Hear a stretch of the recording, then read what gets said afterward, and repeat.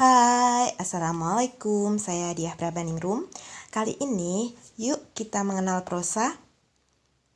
Apa aja sih yang akan kita bahas? Yang pertama, kita akan membahas definisi dan ciri. Yang kedua, kita akan membahas klasifikasi. Dan yang ketiga, kita akan membahas unsur-unsur pembangun prosa. Yuk kita mengingat pelajaran lalu. Pelajaran lalu, saya membagi bahwa karya sastra ada yang fiksi dan non-fiksi. Lah, hal tersebut mengacu pada buku Quality Reading Instruction Common Core Standard. Jadi di dalam buku ini pada halaman 46 dijelaskan adanya karya sastra yang berbentuk non-fiksi, seperti contohnya biografi, memoir, dan lain-lain. Namun, dalam pembelajaran, definisi sastra itu dibatasi hanya pada karya fiksi.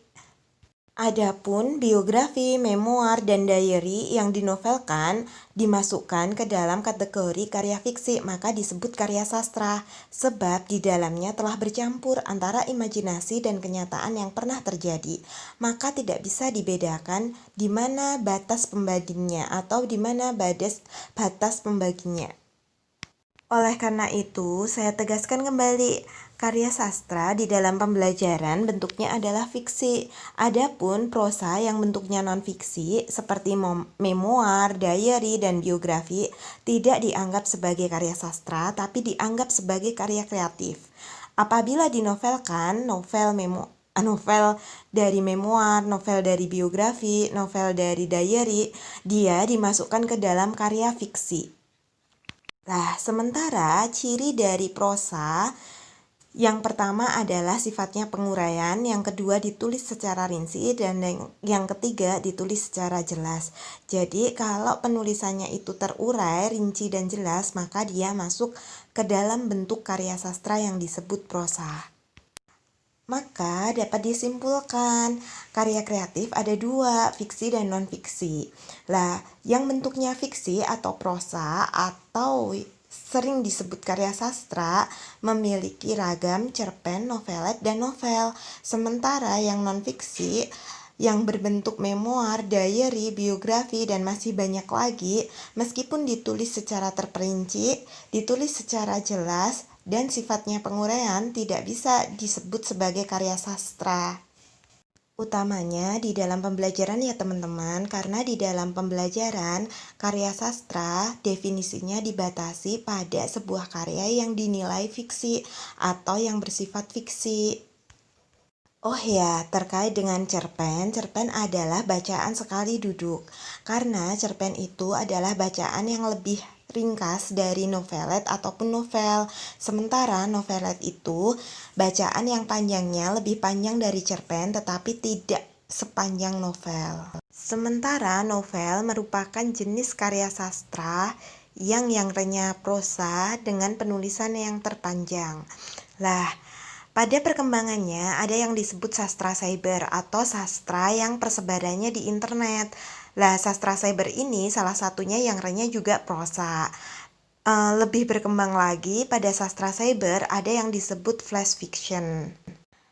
Flash fiction atau cerita kilat merupakan bentuk prosa yang menuliskan kejadian secara padat tetapi tetap rinci dan juga sifatnya tetap penguraian. Lanjut, kita ke prosa dengan klasifikasi pembabakan waktu. Ada prosa lama dan ada prosa baru. Prosa lama contohnya adalah cerita rakyat. Lah nanti di cerita rakyat ada mitos, terus ada legenda, ada dongeng, ada fabel, dan lain-lain.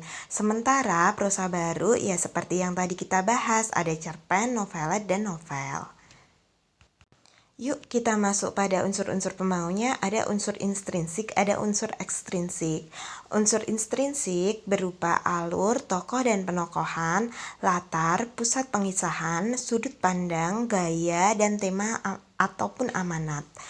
Lah, unsur ekstrinsik yaitu ideologi pengalang, latar belakang pengarang, situasi sosial, ekonomi, maupun politik saat karya tersebut dibuat. Lah, biasanya yang bikin bingung teman-teman itu adalah tokoh dan penokohan. Tokoh itu adalah individu rekaan, sedangkan penokohan itu adalah sifat dari individu rekaan tersebut. Lah, biasanya teman-teman itu juga bingung antara pusat pengisahan dan sudut pandang. Kalau sudut pandang itu adalah focus of narration, jadi tempat atau titik di mana pengarang itu melihat hal-hal yang ada di dalam karya sastra. Atau fokus pengarang yang digunakan pengarang untuk menyampaikan kisah dalam karyanya. Ada pusat pengisahan akuan dan diaan atau orang pertama dan orang ketiga. Kalau orang pertama berarti pengarang bukan seseorang yang serba tahu, dia menjadi salah satu dari dalam tokoh rekaannya. Tetapi kalau diaan atau orang ketiga berarti pengarang serba tahu. Dia menjadi orang yang serba tahu di luar tokoh yang ada di novelnya. Lah, kalau sudut pandang artinya adalah visi pengarang untuk melihat suatu kejadian di dalam ceritanya. Namun, kalau menurut Nurgiantoro dalam bukunya Teori Pengkajian Fiksi, sudut pandang dan pusat pengisahan itu sama. Sekian penjabaran singkat dari saya dan terima kasih. Wassalamualaikum warahmatullahi wabarakatuh.